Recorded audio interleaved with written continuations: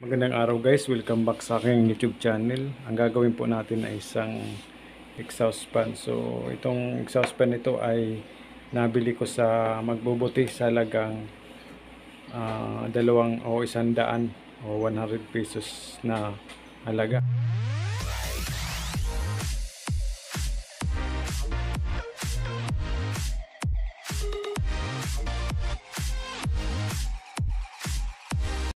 So 100 pesos lang po ito ang pagkakabili ko ng exhaust fan. So hindi natin alam kung okay pa ba to dahil hindi ko pa naman po natin-testing. So bago po natin simulan to ay nagpapasalamat po ako sa lahat ng mga subscriber ko, sa mga viewers.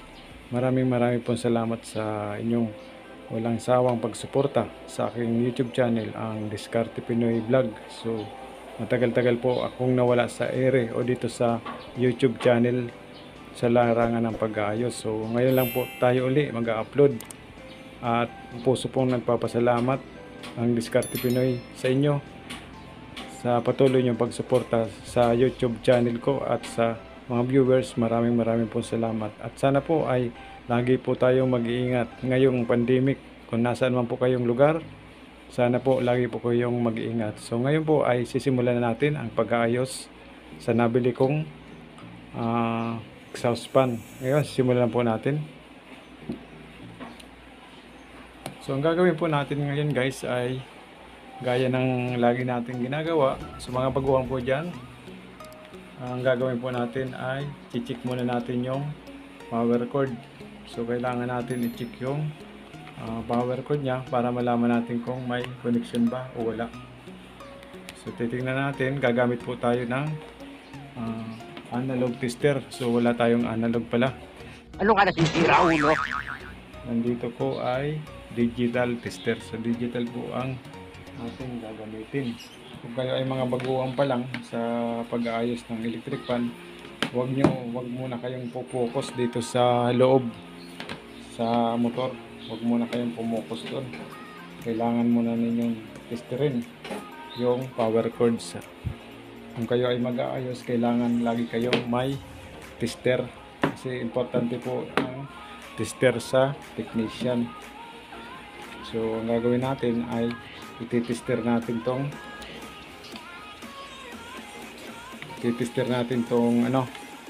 anong tawag dito, itong power cord. So, gagamit po tayo ng digital tester. So isisit ko lang po siya. So nakikita niyo siya guys, nakasit sa kilo ohms o mega ohms nakalagay dito, automatic siya, mega ohms. So pailawin lang natin at nang makita ninyo. So nakikita niyo siya guys, nasa zero resistance. So yan, ito na ang gagamitin natin dahil wala po yung isa kong tester na analog. So, gagamit tayo ng digital tester. So, ayan. Wala kayong ibang gagawin kundi idikit ito. Ayan, magkabila. Positive at negative test probe. So, ayan. Tapos, naka-resistance reading dapat ang analog tester or digital. So, ayan. Gaganyan mo lang. So, ibig sabihin, guys, dahil wala naman itong switch. Direkta ito sa motor, wala po siyang switch. So, ibig sabihin zero, wala po tayong nare-reading. Malamang may putol ito doon sa loob ng motor. So ang gagawin nyo ngayon ay i-check o bubuksan natin yung motor para ma-check natin. So ayan, ibig sabihin guys, ang pangalawa natin i-check ay ang motor. So, dahil sa wala naman siyang wala namang switch, direkta na sa motor. Pero kung may switch, ang gagawin ninyo ay doon muna kayo sa power cord, tapos sa switch. Baka mamaya ay tanggal yung hinang or di kaya yung connection mismo doon sa switch. So ang gagawin natin ngayon guys ay tatanggalin natin tong takip. So ayan, tanggalin muna natin guys yung takip ng exhaust fan. Ayan, maganda pa tong exhaust fan na to, bagong bago.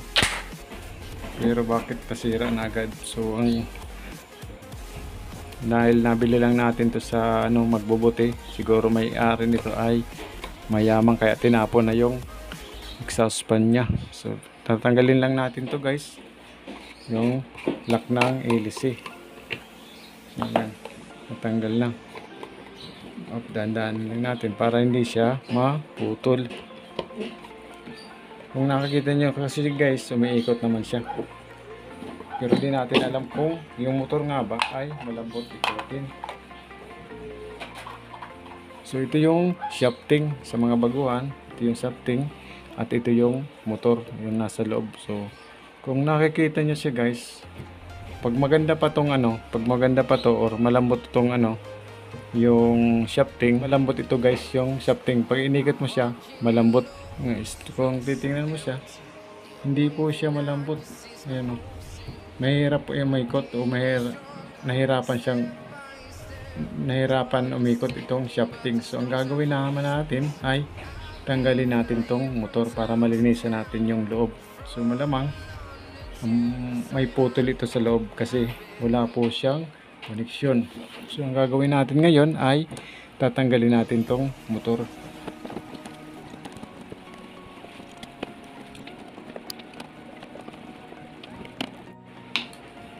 So ngayon guys, natanggal na natin yung mga tornilyo. Kailangan natin tanggalin tong likod. So ayan, natanggal na natin guys yung mga tornilyo nya. Kailangan natin tabi muna to para hindi mawala. So kung nakikita nyo siya, ay nandito yung capacitor. So ayan yung capacitor nya guys. Titingnan natin kung ano yung capacitance nya o yung farad or microfarad ba o ilang microfarad ba ang ating capacitor. So titingnan muna natin.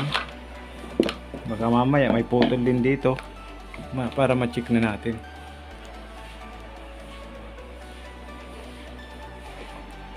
So ayan guys, yung capacitor ay mayroong 0.82 microfarad. So ayan, 0.82 microfarad. Bali tatlo lang yung wire galing doon sa motor. So ang gagawin naman natin ay check na natin tong motor or tatanggalin. Kailangan matanggalin natin tong motor. Natin to guys.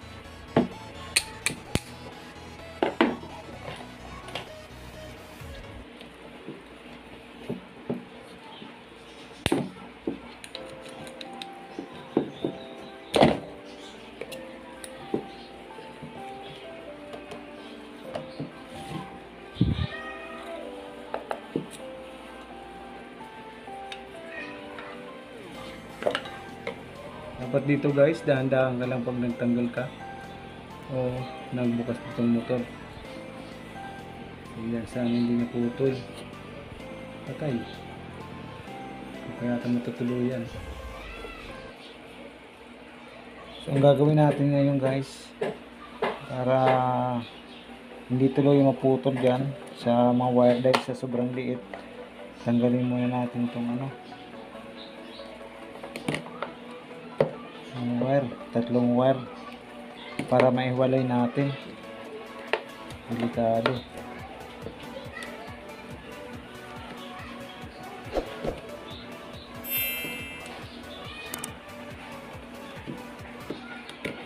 So ayan, naputol na natin yung wire nya.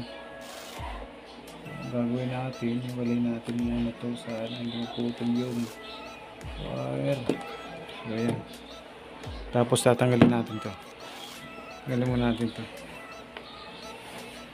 Tatanggalin muna natin to. Baka mabunot. So, hindi mabunot.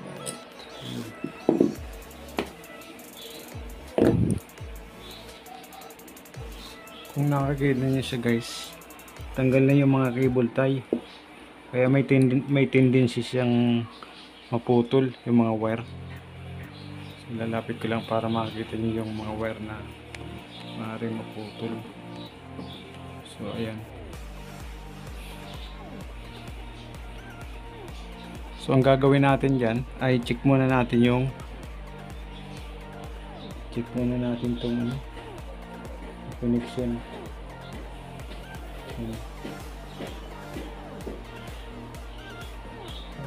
Sana hindi ko maputol. Bawal maputol. So check muna natin to guys kung nakakita niyo yung kulay itim na kwadradong yan. Ayan. Ito yung kulay itim na kwadrado. Ayan yung thermal fuse. So thermal fuse yan guys. Sobrang liit nito. Isa lang nakaputol dito. At hindi na kayang dugtungin. Wala na, sira na. Okay lang sana kung mahaba ang yung pagkaputol, pero kung maiksi na at kung maiksi na, lalo na pag maiksi at hindi mo pa nakita kung saan nakalagay, wala na, masisira na yun guys. Check natin guys ng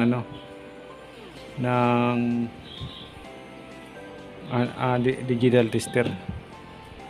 So check natin to, sana nga ayaw lang, walang problema tong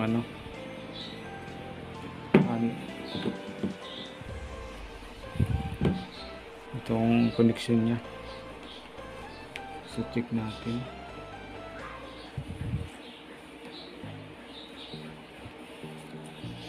Tatlo lang naman to. Pag gumalaw to guys, ibig sabihin walang magagawa pa tong Ayan guys, kung nakakita nitong itong thermal fuse ay i-shorted nyo lang. So para makita natin. Pero testerin muna natin tong thermal fuse bago natin i-shorted. Testerin muna natin kung may palo ba o wala. So tingnan nyo guys yung tester natin.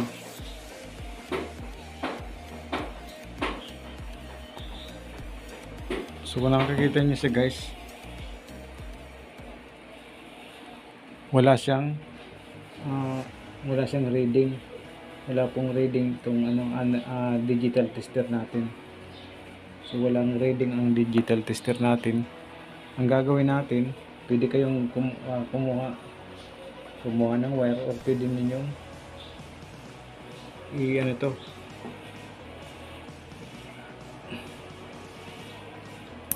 So ayan, tanggalin nyo lang yan.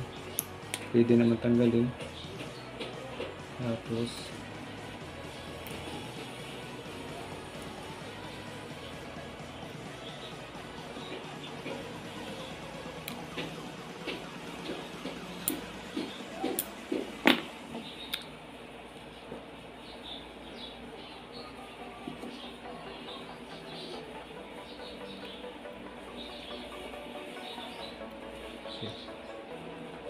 para malaman natin kung ito ba ang thermal fuse lang ang sira.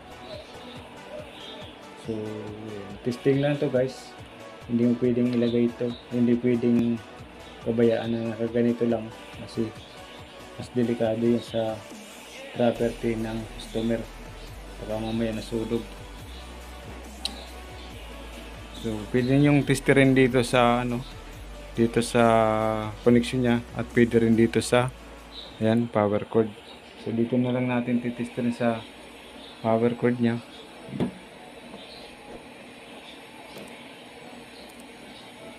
Bago natin palitan ng thermal fuse. So kung nakikita nyo siya, meron siyang reading. So ayan, may reading kabilaan. Meron reading. Ibig sabihin guys, ang problema niya ay thermal fuse. So ayan guys, may nakuha na po ako na thermal fuse. So yan yung tinatawag na thermal fuse. So wala pong pinagkaiba. Kulay itim din. At yung power rating niya ay 2 amperes lang. So ito yung luma. 2 amperes, 250 volts. At ito naman yung bago na may 2 amperes, 250 volts. So ito po yung ilalagay natin. Ilalagay natin tong thermal fuse. So itong thermal fuse ilalagay na natin.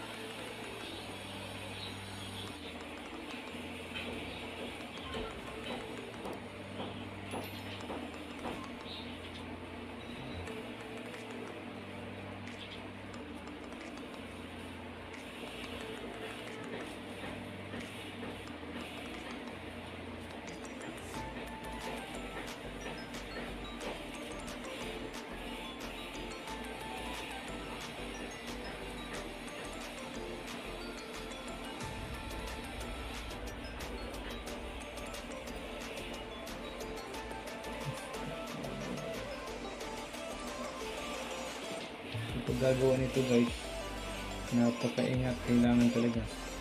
Ingat talaga kailangan dito. Para hindi maputol itong napakalit ng mga wire. So ayan. Tapos lalagyan na natin siya ng cable tie. So ayan guys, nalagay na natin yung thermal fuse. So ayan. Kung nakikita nyo siya, may thermal fuse na.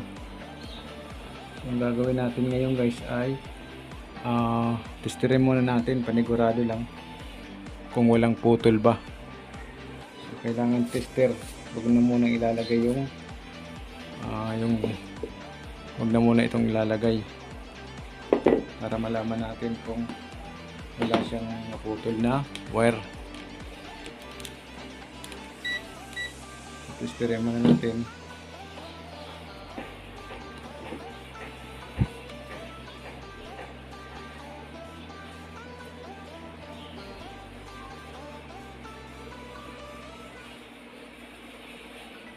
So ibig sabihin guys, wala na siyang problema.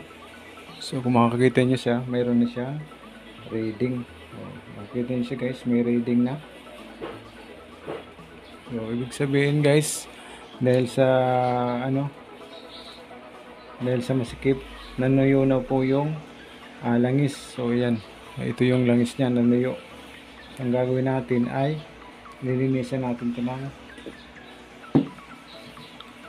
lacquer thinner. So dito ko nilagay yung lacquer thinner niya, nilinisan na natin dahil sa nanuyo.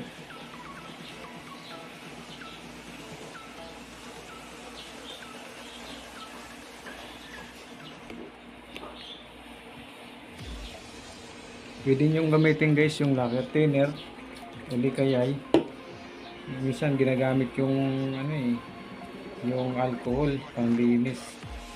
So sa akin kasi ang ginagamit ko lagi sa paglilinis o sa pag-ayos ng mga ganitong appliances ay lacquer thinner.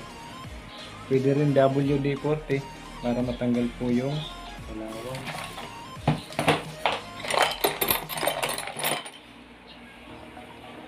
So yung malinis na siya guys. Ito yung nga pala yung spacer. So yan yung mga spacer guys. Pag wala yan, spacer na yan, ang mangyayari sa kanya ay hindi na ikot itong shafting. Hindi na balansi yung ikot. So kailangan laging may spacer. Magkabilaan po yan.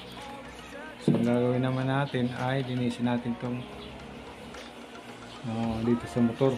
So kung nakikita nyo siya madumi, ang gagawin natin sprayan lang natin ng lacquer thinner, tapos lagay natin itong basahan, tapos sundutin natin siya guys. Dahil hindi naman sira yung shafting, linisin lang natin itong bushing, alisin lang natin yung kalawang sa loob o natuyong langis.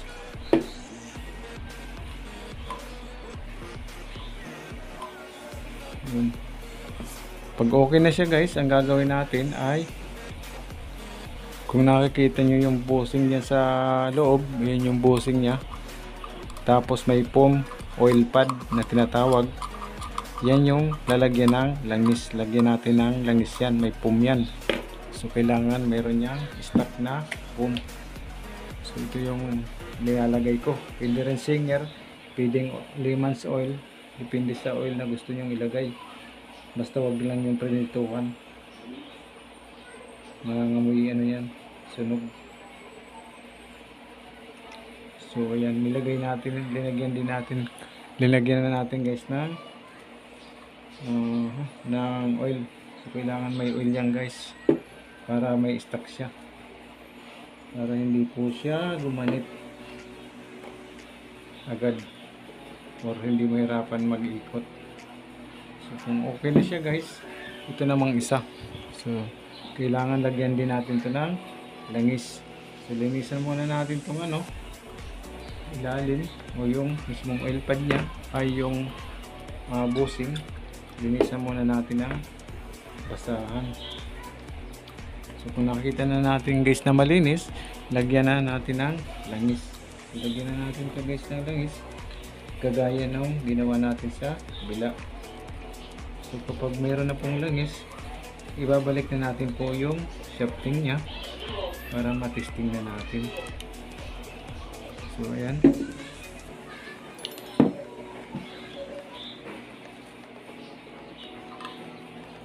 Tingnan nyo rin guys, baka may debris o may mga debris nung ito tawag dito, may natira. Kailangan wala pong natira. So ilagay na natin to.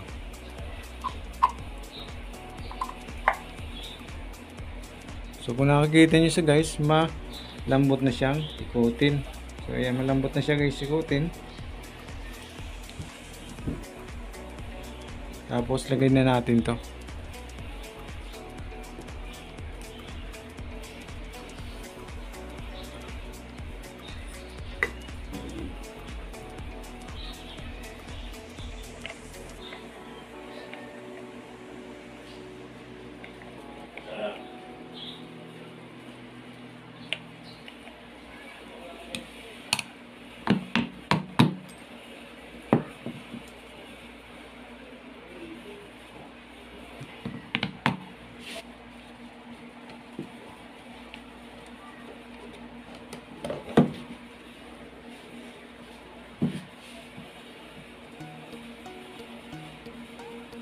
Viewers.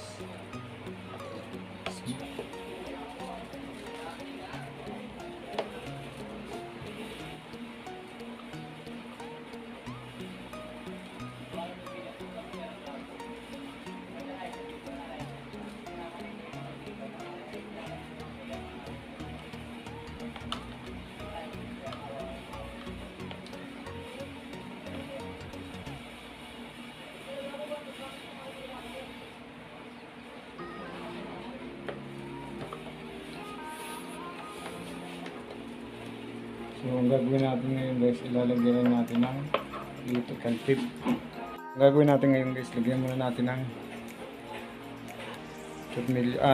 electrical tip. So lagyan muna natin ito ng electrical tip para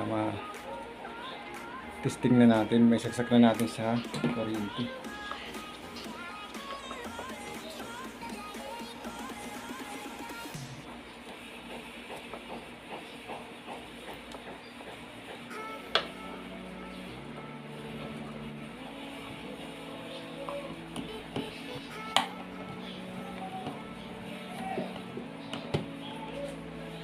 So ang gagawin naman natin ngayon guys ay lalagay na natin yung PVC. Lagyan na natin itong PVC.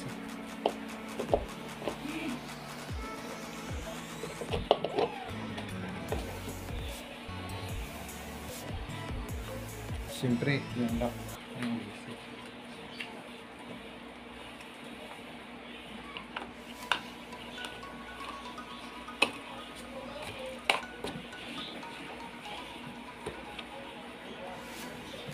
So ayan, nilagay na natin yung PVC.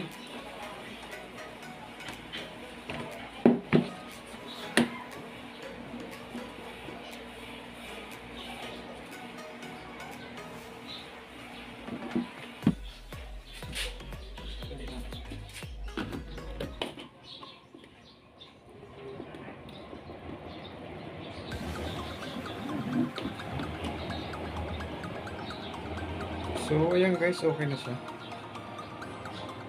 Maandar na.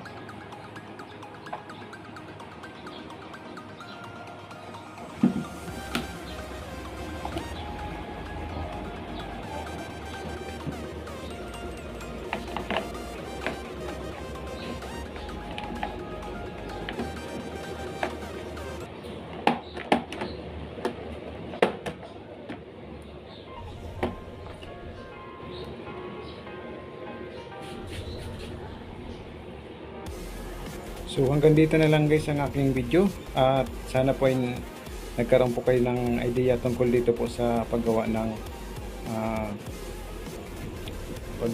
exhaust fan. So maraming pong salamat sa lahat na nanonood ng aking video. Maraming pong salamat sa mga subscriber, sa mga viewers.